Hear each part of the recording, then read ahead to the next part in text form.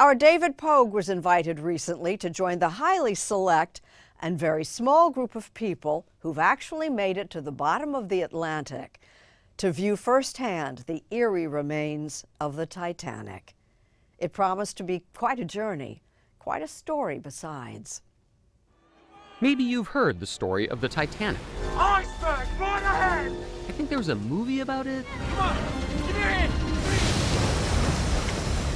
For the most part, the only people who've ever seen the Titanic since that night have been scientists. Until now. It's a very unusual business. It's its own category. It's a new type of travel. Stockton Rush is the CEO of OceanGate, a company that offers dives to the Titanic in a one-of-a-kind carbon fiber submersible for $250,000 per person. Who are the typical clientele for these missions? We have clients that are Titanic enthusiasts, which we refer to as Titaniacs. We have people who have mortgaged their home to come and do the trip. And we have people who don't think twice about a trip of this cost. We had one gentleman who had won the lottery. And this summer, Rush invited us to come along. We departed from St. John's, Newfoundland, Canada, the easternmost tip of North America, about 400 miles from the Titanic. That's the last we'll be seeing of land for 8 days. Aboard a chartered oil rig servicing ship. During our 2-day journey into the North Atlantic, we got to know our fellow adventurers. They included everyone from Indian industry mogul Shrenik Baldota. Yeah, they call me a wild monk. The wild monk? Yeah, because I look like a monk. I'm very calm, but I have these extreme interests. To bank executive Renata Rojas. I'm trying to fulfill a dream. I've been wanting to go to Titanic and see it with my own eyes since before they found it. She's been saving up to see the Titanic for 30 years. Dreams don't have a price. Some people want a Ferrari, some people buy a house. I wanted to go to Titanic. But the star of the show is the Titan, Stockton Rush's custom-built submersible. 5-inch thick carbon fiber, capped on each end by a dome of titanium. If all went well, I myself would be spending about 12 hours sealed inside on a dive to the Titanic. Not gonna lie, I was a little nervous. An experimental submersible vessel that has not been approved or certified by any regulatory body and could result in physical injury, disability, emotional trauma, or death. Where do I sign? Oh, take your shoes off, that's customary. Okay. Wow.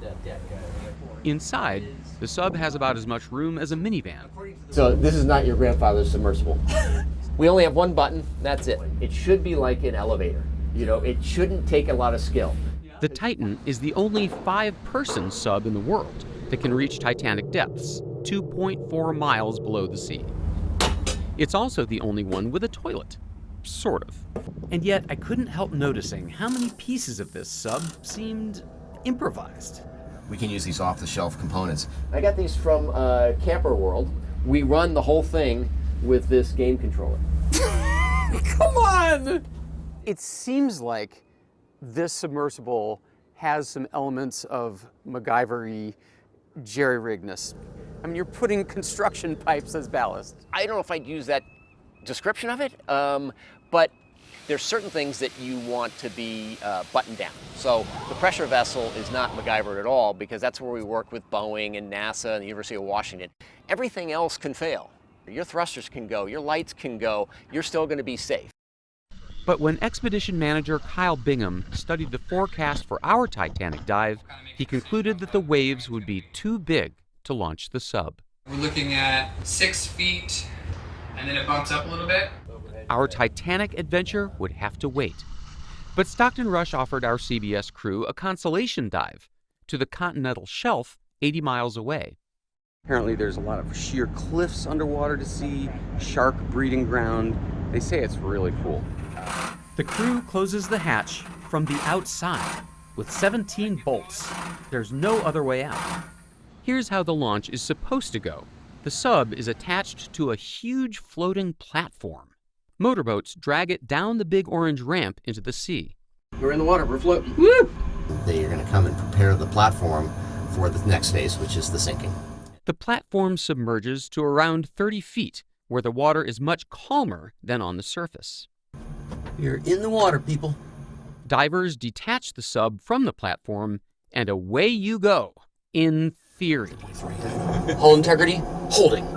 And what happened next? You won't be disappointed, as we'll show you a little later on Sunday Morning.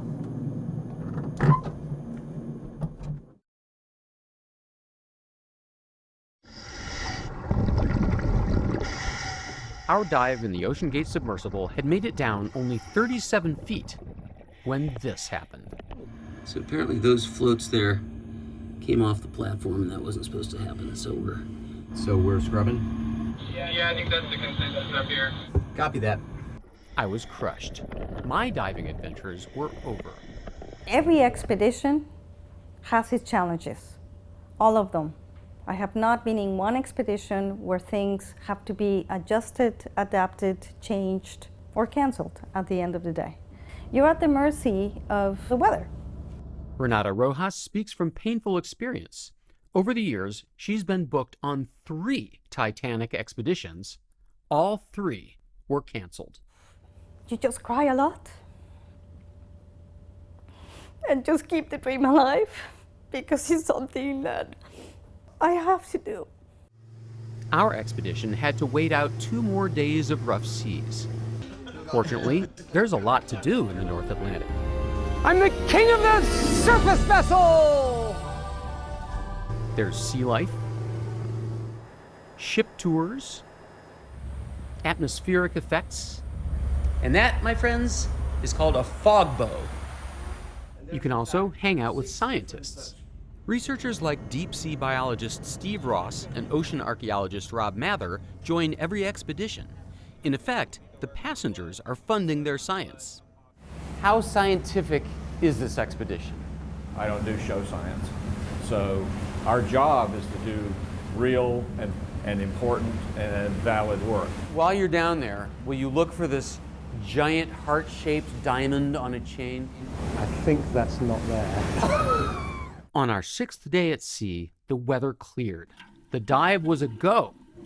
Titan sitting at 3742 meters, reports on bottom. But that was the last of the good news. I said, do you know where we are? 100 meters to the bow, then 470 to the bow. If you are lost, so are we. There's no GPS underwater, so the surface ship is supposed to guide the sub to the shipwreck by sending text messages. Turn 30 degrees right? Probably, 30 degrees. But on this dive, communications somehow broke down. The sub never found the wreck. We were lost. We were lost for 2.5 hours. Rush says he'll offer those passengers a free do-over next year. And that's just one cost of doing this business. Are you making money on this operation? No. So, not yet. People might say, hey, that's a lot of money, $250,000. But we went through over $1 million of gas. It was our last day at sea. There was one last chance to reach the Titanic. And this time, good weather and good fortune were aligned. Slow down, it's just in front of us. Just we're in front of the anchor. Yeah. Oh my gosh, here's the bow, do it guys. again, You guys see it? Look at that though, how it just kind of emerges out. Yeah. That is it. That is otherworldly. And there it was, the famous bow, the ship's wheel pedestal, and memorial plaques from old expeditions. The bollards that once secured the ship in port, and the davits that lowered the lifeboats. The hole where a huge smokestack once stood, and the skylight over the radio room that sent out distress signals.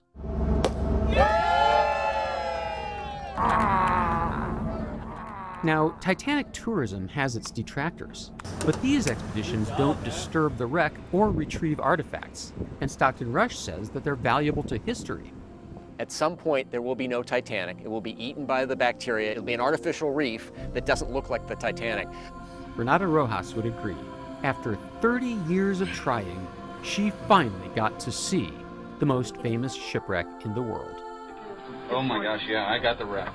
I'm worth 25 meters. Oh, fantastic. I love you. Stockton Rush plans to return to the wreck this coming summer. Until then, the Titanic will once again be alone.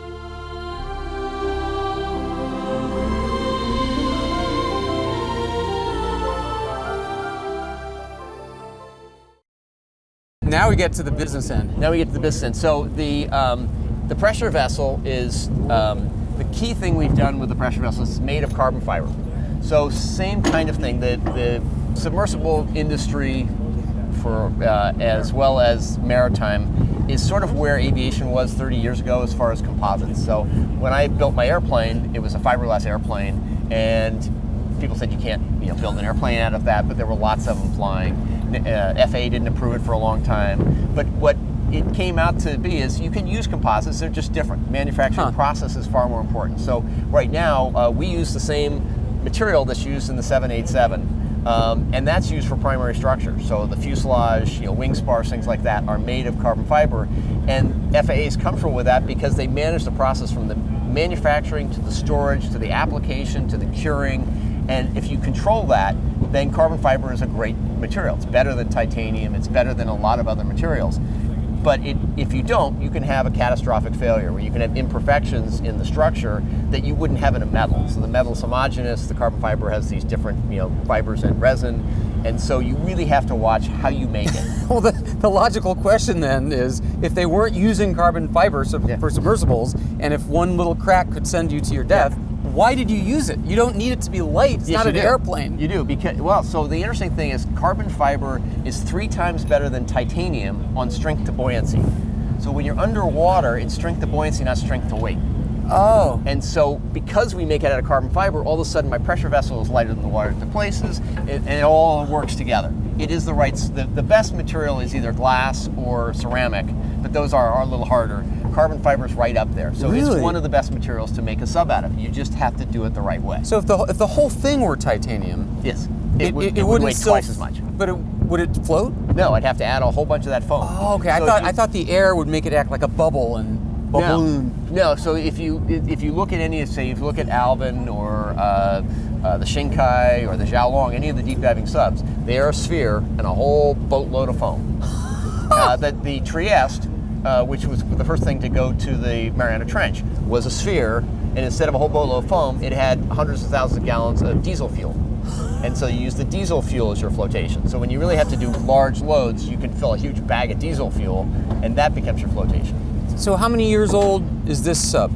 Well, we had to remake the carbon fiber hull one time because the last one wasn't as well manufactured as it should have been. Oh, great. And this dove for the first time we took it to the pressure chamber in 2021. Okay. The sub itself had its first launch in 2018. So the question is, has anyone else said, look what Rush did, maybe we should make ours out of carbon fiber? No, yes and no. So there are a number of autonomous vehicles that are out there that use carbon fiber. Mm-hmm. And so I was like, if it's good enough for an autonomous vehicle, why is it not good enough for this? And it came down to, well, you're putting people in it. And it's like, no, it doesn't matter what's in it. Does it work or not work is the question. The sub doesn't know whether there's a human in there or a computer. So, no, I don't think there are a lot of people chasing me on this one, unfortunately, but they will eventually. So you've got a carbon fiber cylinder, which is a difficult structure. We worked with Boeing, had a design contract with them. We went through a bunch of different designs on this. They had made a thing called the Deep Sea Glider, which was an autonomous vehicle to go to 6,000 meters. And we were going to do something, just size it up a little bit. Mm-hmm. And we did a bunch of runs on this, and when they would analyze the hull, it took 24 hours on their supercomputer to analyze it. They do every single fiber, millions of fibers, how do they respond? And doing a dome is a much harder shape. So in a cylinder, all your load is like this or like this. And so it makes it somewhat easier to analyze. When you're in a cylinder and you're trying to match the fibers, you've got different layup techniques. It's a bit of a challenge. So we made the domes out of titanium. So this is 3 1/4 inch thick titanium. It was forged out of a 7-inch thick slab of titanium. So a giant slab, get it super hot, smash it into a structure. Then they weld on a plate here. The surface between, and this is another forged piece that's glued onto the carbon fiber. You got the carbon fiber, a glued titanium paste, an interface in the dome. Okay. The tolerance on this is 5/1000 of an inch over a 5-foot diameter. So it's a very tight tolerance on that surface. There's a single O-ring in here that keeps it at least at shallow pressure. And that's important to keep the water out. Yes. Yeah. And so we have these are penetrators that go in. So the other thing with carbon fiber is you can't cut holes in it. Right. It doesn't like that. Right. Everything wants to be uniform. And so these go into the titanium, and that's how we get our data in. We have some, there's a 10,000 PSI compressed air tank that we use for buoyancy control. So that's how you get things in and out of the sub, is through these little ports. So you have no pipes, wires, cables, or tubes going into the carbon fiber part? Correct. Yes. Yeah, nothing touches the carbon fiber. We even have an insert so we don't mount anything to it. Oh. So you want to be careful on your carbon fiber. Okay. We have, so here's the thruster. This is a drop weight mechanism. So we have, the key with a submersible for safety is make sure your pressure vessel doesn't collapse. That's rule 1. Rule 2 is make sure you got lots of ways to get to the surface. Yeah. And so we have a number of ways. In a normal configuration, we have a little motor controller down there where we drop these bags of steel shot. They could be bags of anything. This is your ballast right here? Yeah, that's a piece of ballast. So that would be a sacrificial ballast. When you go to the Titanic, there's sacrificial ballast everywhere. From all the different subs? All the different subs. Oh. So the mirror subs had steel pellets that they would release with a magnet, and it leaves this pile they call it mirror poop. And you have this pile. And then you have the French had a similar system of bags of stuff. The Alvin has custom water plates of steel that it drops. And there are certain designated drop areas where you drop this stuff, and it's good for the environment because it becomes habitat. You'll see down there, that's where all the corals and the rest of things, they like steel. Really? This isn't considered pollution? No, it's actually artificial reef. Artificial reef's a big thing, and you'll see that's when you're in the deep ocean, where you see most life is where there's structure. So it's either rocks or it's shipwrecks. Wow.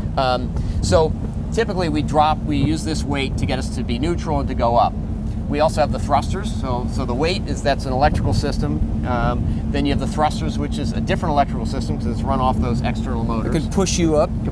Okay. Then we have the bag, which also can give you some lift, which is sitting under here that has compressed air, and that's just valves. So it's a tank of air and it's valves, so it's completely pneumatic. Then we have a hydraulic system, so we can drop these weights. It's 100 pounds there, and there's a pump inside, and so we can pump it. So it's a completely independent hydraulic system. And then as an absolute last ditch, the entire landing gear. So right here, it's just resting on it. That is all held in with 2 pins and a separate hydraulic cylinder, and we could pump and we could drop this entire piece. So you want to do that if you got entangled in something like a net or something went wrong. You want to be, as I said, a lot of ways to get to the surface. Make sure you don't collapse. Okay. Then you're going to have a good dive. So I count at least 4 different ways of reducing the weight to go to the surface. You got these, you got those, you got the thrusters, you got the legs here, you got the air. Yes. How many backup systems do you have for the thing collapsing? So the key on that one is we have an acoustic monitoring system. So typically engineers like to use strain gauges because they can match their calculations to the load of the structure. It doesn't work very well in carbon fiber. And because it's not homogeneous, you have different layers. So all you're measuring is displacement to get the strain. What's far more valuable is acoustics. And so carbon fiber makes noise. You have millions of fibers. There's 667 layers of very thin carbon fiber in this 5-inch piece, and I'll show you a chunk of it. Okay. And what happens is it makes noise, and it crackles. When the first time you pressurize it, if you think about it, of those million fibers, a couple of them are sort of weak. They shouldn't have made the team. And when it gets pressurized, they snap, and they make a noise. And what you have is what's called the Kaiser effect. Is you take a cylinder like that, and you pressurize it. The first time you get to, say, 1,000 meters, it'll make a whole bunch of noise. And then you back off, and it won't make any noise when it used to, until you exceed the last maximum. And so when the first time we took it to full pressure, it made a bunch of noise. The second time it made very little noise. And so we actually monitor that all the time. We have 8 acoustic sensors in there, and they're listening for this. And one of the great things about being in the ocean is it's different than cars and planes. So if you think about it, if you design a car or a plane, you don't know when you're going to hit the pothole or the bad landing or the flock of birds. Your maximum load is a random event that you can't plan. So if you have a compromised structure, so say you made a carbon fiber piece, as they do, and it was compromised, you might not know it until you had a bad landing. In the ocean, it's the same pressure and temperature at 1,000 meters as it's always been for the last millennia. And so you have a test every time you go down, it's exactly the same as the last time. So when we get to 1,000 meters, if all of a sudden we hear this thing crackling, it's like, wait, did somebody run a forklift into it? Has it had cyclic fatigue? Is there something wrong? Because when I was at 1,000 meters yesterday, it wasn't making any noise. It's making noise. I go to the surface. And you get a huge amount of warning. We've destroyed several structures, and you get a lot of warning. I mean, 1,500 meters of warning. You'll look at it and go, oh, this isn't happy. And then you'll keep doing it, and then it explodes or implodes, and it's an amazing. We do it at the University of Washington. It shakes the whole building when you destroy the thing. So that's our backup for the hull, and that's in continuous monitoring makes a lot of sense in submersibles. More so, they do it now more in aircraft, trying to predict engine failure, and you have a lot of sensors. Right. Submersibles, you have this perfect test vehicle. It's always the same conditions, and therefore your thing should respond the same every time. And we're the only people I know that use continuous monitoring of the hull. So as a layperson and as a potential passenger, if you're down at 12,000 feet, the Titanic, and let's say a leak sprouts up between... So you won't get a leak. So that's the other thing. As soon as you get down to about 10 meters, there's an O-ring in there, and it's only for low pressure. When you get down, there's so much force, the metal to metal is so tight that the thing gets tighter and tighter. Oh, I see. Yeah, the only way you'd get water in is if your valve, so we have 10,000 PSI valves, and if one of those fail, but we test them before every dive, with 10,000 PSI of air. So it doesn't leak in these things. It just gets tighter and tighter and tighter. Oh, okay. So if you heard, what's another example? If you heard the carbon fiber... If I heard the carbon fiber go pop, pop, pop, pop, and the gauge says you're getting a whole bunch of events. Could you get 3 hours back to the surface in time? Yes. So what happens is once you stop going down, the pressure, now it's easier. And so it doesn't, you just have to stop your descent. And so that's what we did a lot of testing on, what kind of warning do you get? And I said the warning is about 1,500 meters. I mean, it's a huge amount of pressure from the point where we'd say, the hull's not happy, to when it implodes. Right. And so you got a lot of time to drop your weights, to go back to the surface, and then say, okay, let's find out what's wrong. Well, what is left to worry about? What about the air? Could you... I think what's left to worry about is the things people don't worry about, which is you're on a ship in the open ocean, getting in and out of a sub, and you've got to launch and recover it. You've got heavy lines. I worry more about people falling and having a head injury, breaking their arm, collarbone. Things. You're on a boat. That's the danger. The most dangerous thing is the boat. You call that more dangerous than this? Once I've sealed this, you've been sealed inside this. We have 4 days of life support. That is the safest place on planet Earth. The entire world could be destroyed. A nuclear bomb could take out the ship.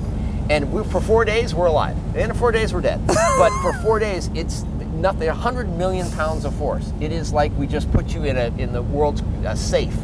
And it doesn't matter what happens outside. As long as you can scrub the carbon dioxide and add oxygen, you're going to be fine for a while. Wow. So, you climb in the sub, and you can't really hurt anything. Yeah. So take your shoes off, that's customary. Okay. Don't want that. You can take your hat off, you take your personal flotation device off. Wow. And then hop on in. I've seen pictures, never seen it in person.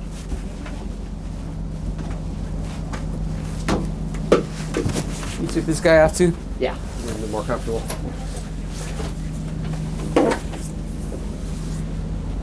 Wow. And deck, anybody on the frequency? It's like a minivan.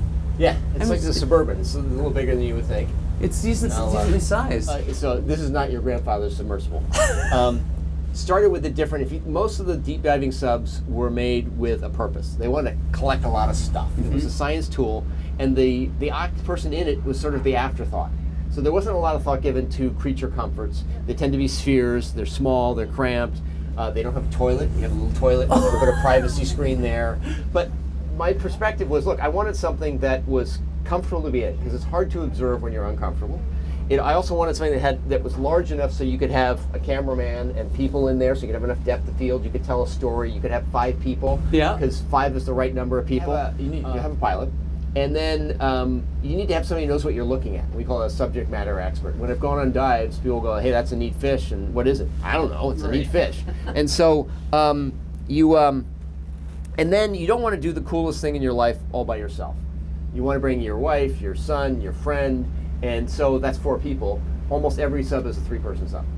So it doesn't fit for what we wanted to do. It's fit for, I want to go get a coral sample, and the subs that are out there have great capability. They were made for a pure research purpose. I wanted to expand awareness of the ocean. I wanted to get as many people underwater, and I figured the way to do that is through a business approach, and then what do you need? So you needed this large volume. We only have 1 button, that's it. Wait a minute, I've seen submersibles, and they are banks of controls, like cockpit after cockpit. Exactly. Yeah, this is to other submersibles what the iPhone was to the BlackBerry. It's like, yeah, you can have a lot of buttons and things like that, or you can use modern technology to make it simple. So you don't have to worry. You can move around. People, this is a welding mat. It's good for 600 degrees centigrade. So if your iPhone burns, you can just lay it down there, and you can move around. It's comfortable. It allows you to do a lot of different things with it. So it's all the brains we stick back here. Oh, wow. So there's your equipment bay back there, and that's where we have our computers and programmable logic controllers, some of the emergency systems and the like, all sits back there. And then... Is that within the carbon fiber? So that yes. part doesn't float? So this is all the pressure vessel. So there's the titanium is back there, it's mounted, so it's just double-ended domes. Okay. So we have a couple of computers. We have a Linux computer that we use for our control systems, and we have a Windows computer because some of our stuff requires Windows. Not that there's anything wrong with that. And so these can be turned for the pilot or to show people. They are touch screens. So we'll take a little second and it all boots up. My hope was, or ultimate goal is that the pilot is there to show people where they're going. It should be like an elevator. It shouldn't take a lot of skill. The sub should know how heavy it is and where it's going and run all these systems. It's just like airplanes fly themselves. There's a lot of button pushing, but essentially they can do the landing, they can taxi, they can do the whole 9 yards. Well, why can't a sub do that? And the reason is nobody's spent the money to innovate because there hasn't been enough volume. So if you're only going to make 1 sub and you work for the Chinese government, they had an opportunity to do something new, but the people are going to be paid for going out. They did an incremental improvement to what they saw in Alvin and other subs. And so I sort of said, let's go for it. Let's do something completely out of the ordinary. So how do you drive it? So I'll show you. So this is how it powers up here. This is the main screen, so that you turn on those batteries externally by clicking on them. This has more data than I normally would like, but engineers, it's a real battle to get engineers not to show you the cool stuff they just made. Yeah. So I'm like, look, I just want it to have like 1 light, 1 button, totally automated. We'll get there eventually. You do that, you can enable your batteries. You have your thrusters down here that you can turn on. We run the whole thing with this game controller. Come on! So one of our earlier subs, we developed a controller, and I went and got a commercial joystick that you would use on, say, a forklift, and it had its own computer. It was $10,000, and it was big and bulky. Well, this thing is made for a 16-year-old to throw it around, and we keep a couple of spares. And so the neat thing is it's Bluetooth. I can hand it to anyone. You have let me just keep this guy on. You have we call it dead man switch. So you got to press this button so that if somebody does this, the sub doesn't run away.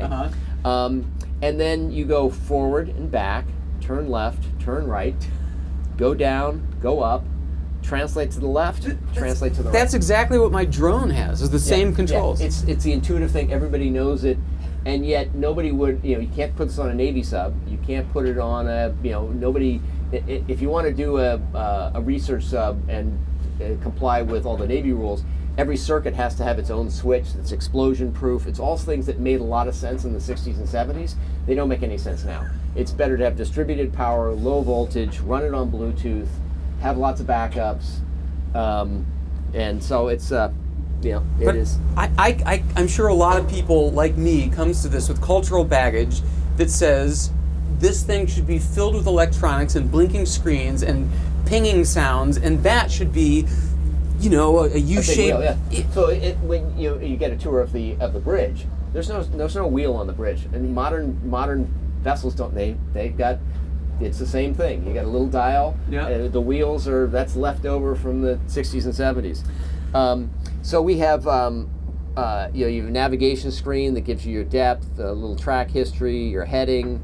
I can turn the lights on and off, which does a lot. It suddenly makes it feel smaller. It's really I like messing with people's head. It's sort of like what they did with the 787.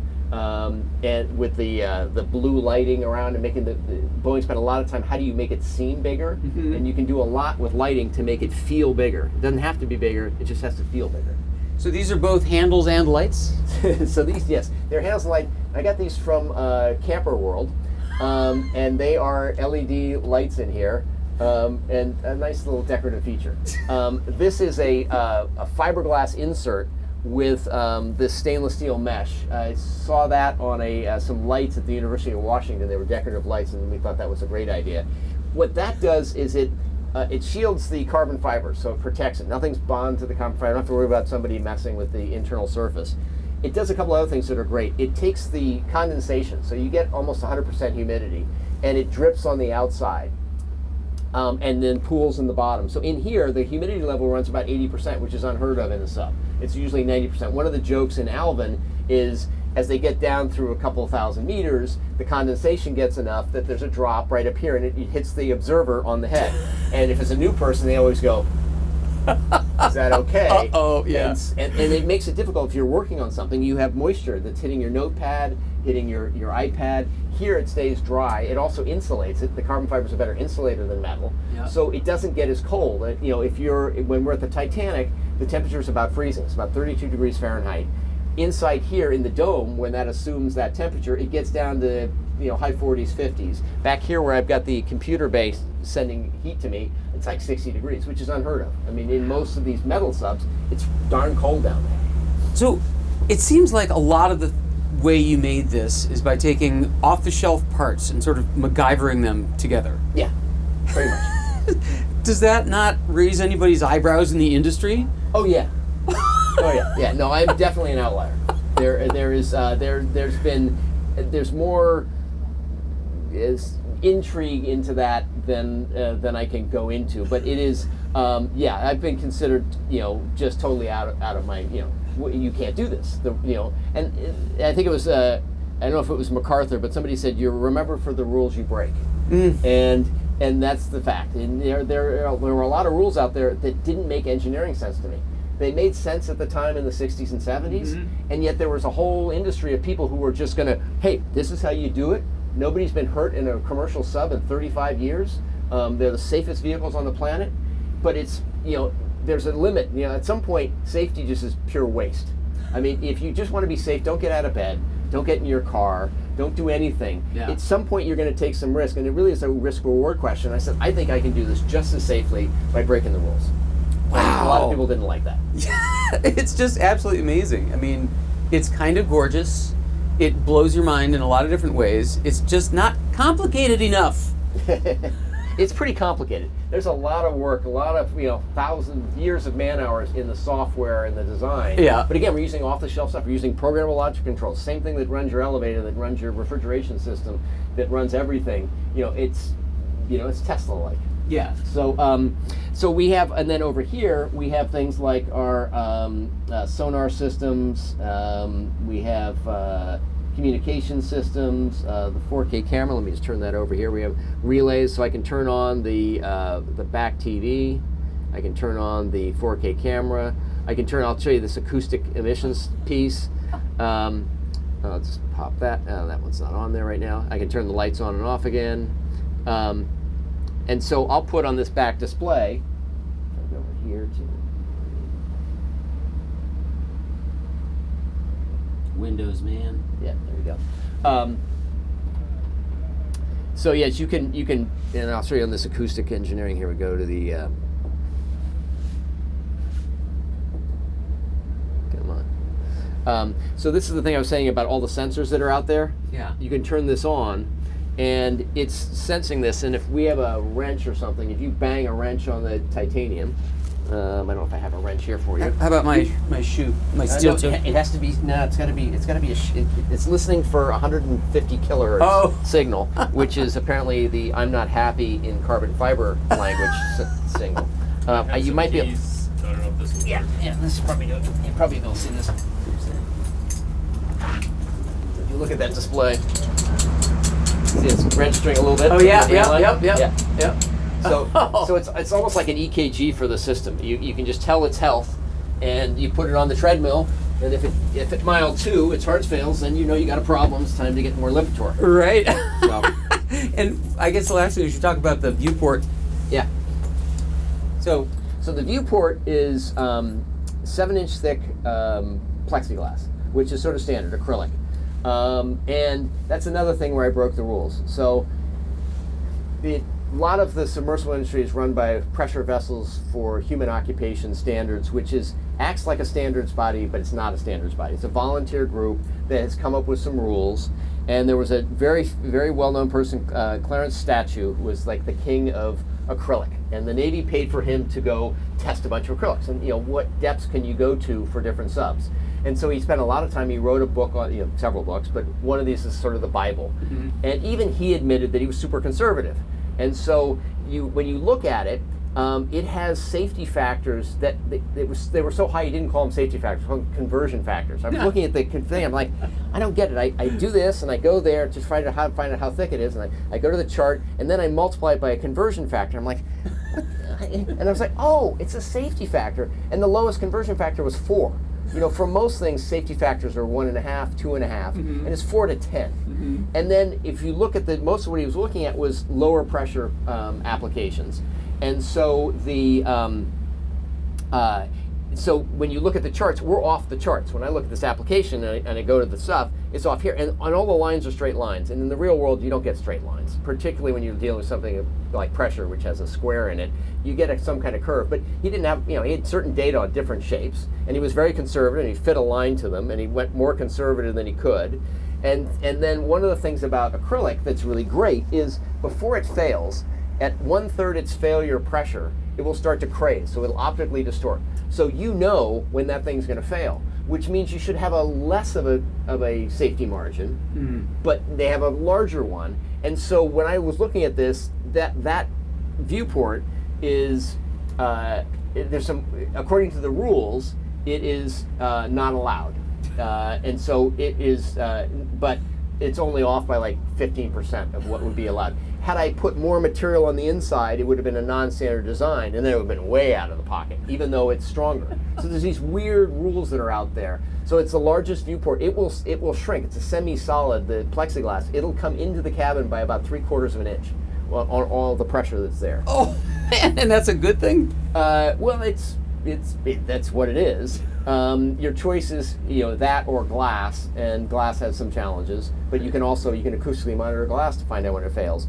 But the great thing about plexiglass that I love is you can see every surface when you inspect that. You can see the inside. When you're on the outside, you can see all the surfaces. And if you've overstressed it or you've even come close, it starts to get this crazing effect, and then we got a spare, and there you go. And then you would, if that happened underwater, you just stop and go to the surface. You would have time to get back up? Yeah. Okay. It's way more warning than you do.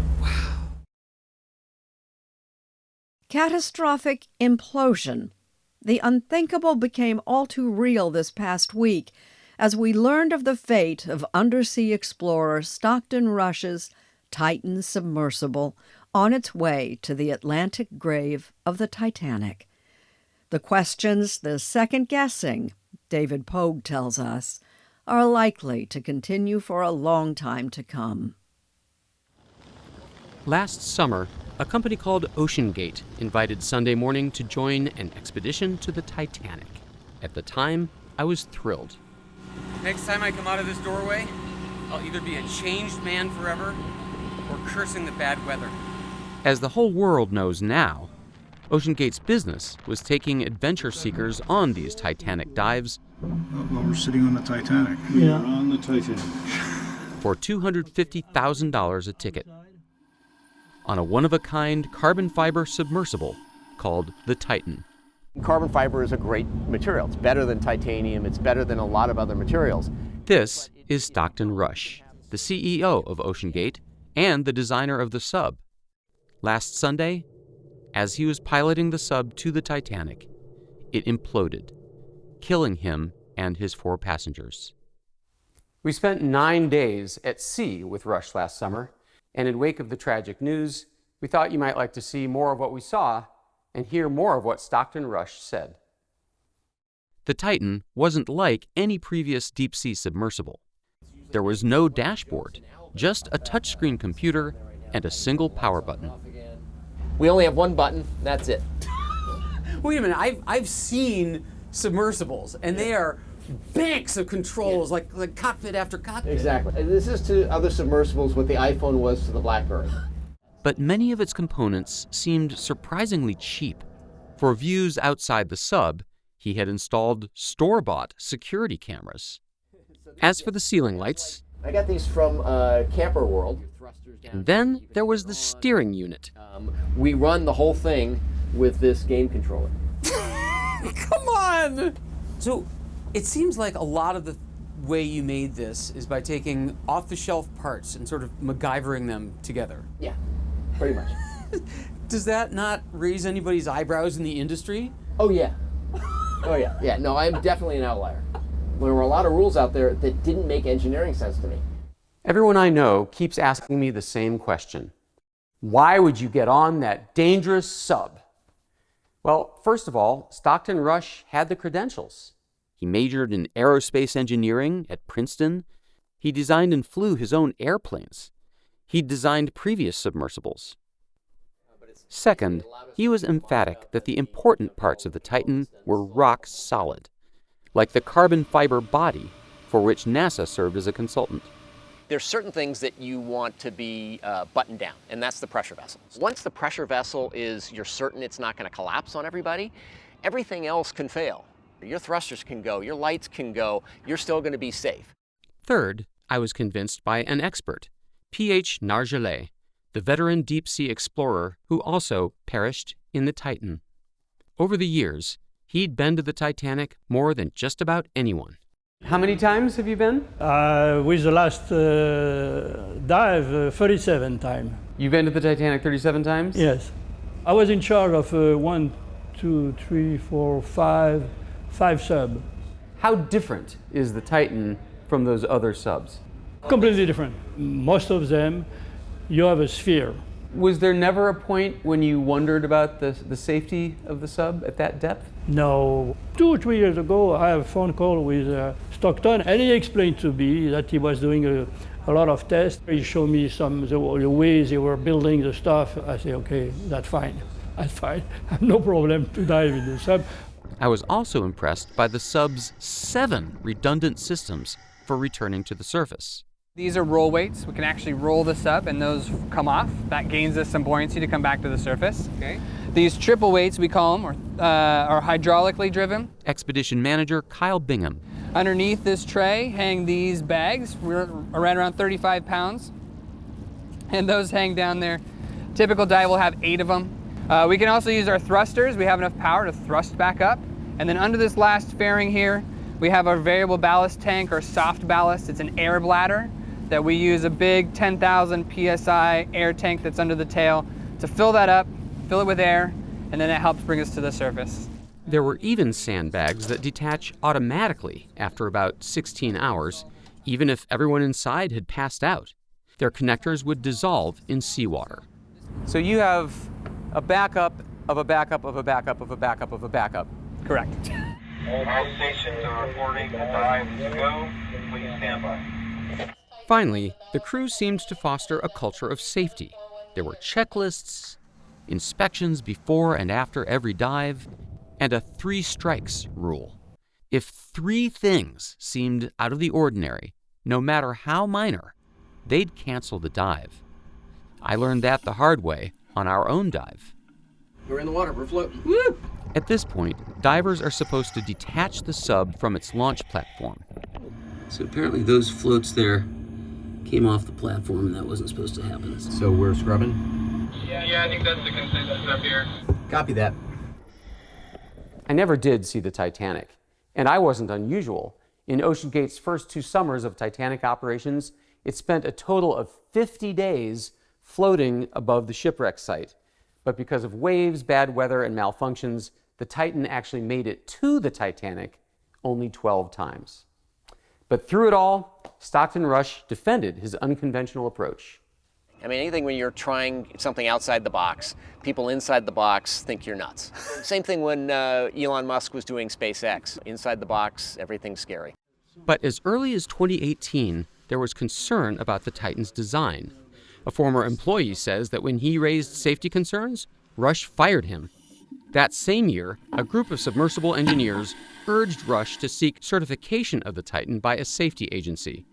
Rush declined, saying that regulation would stifle innovation. At some point, safety just is pure waste. I mean, if you just want to be safe, don't get out of bed, don't get in your car, don't do anything. Yeah. At some point, you're going to take some risk, and it really is a risk-reward question. I said, I think I can do this just as safely by breaking the rules.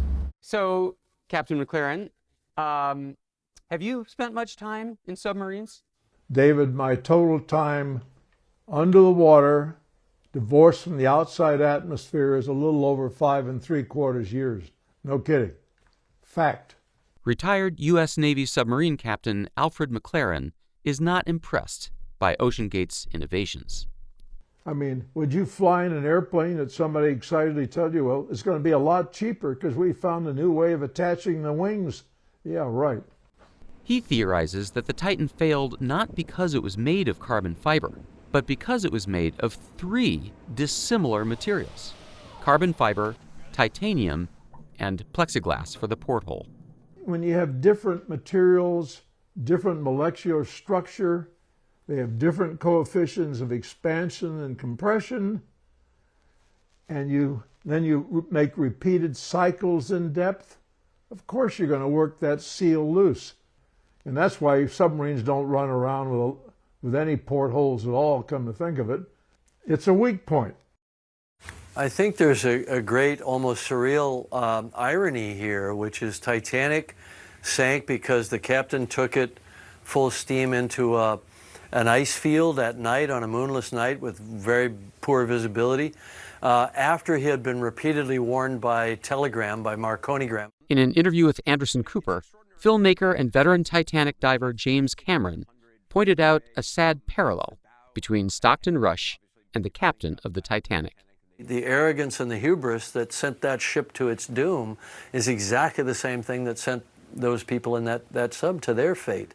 The world mourns the loss of Stockton Rush, P.H. Nargeolet, and their 3 passengers, British billionaire Hamish Harding, Pakistani businessman Shahzada Dawood, and his son Suleiman. Already there's talk of restrictions and regulations and lawsuits. Will the OceanGate disaster mean fewer people going adventuring? Well, every year people do die skydiving and scuba diving and climbing Mount Everest. Tragic every time, and yet people still keep coming. Some people just have that itch. For them, danger is the point. The risk of dying gives meaning to living. I think Stockton Rush was among them. I wanted to be sort of the Captain Kirk. I didn't want to be the passenger in the back. And I realized that the ocean is the universe. That's where life is.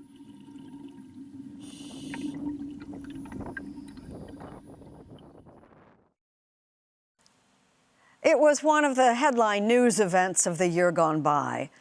But for our David Pogue, it wasn't just news, it was personal. Most of the time, an obituary makes the headlines because of how a person lived.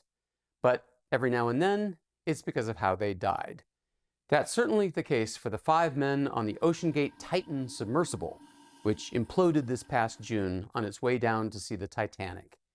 One of them was OceanGate CEO Stockton Rush, who had also designed the sub. He certainly enjoyed playing the Maverick.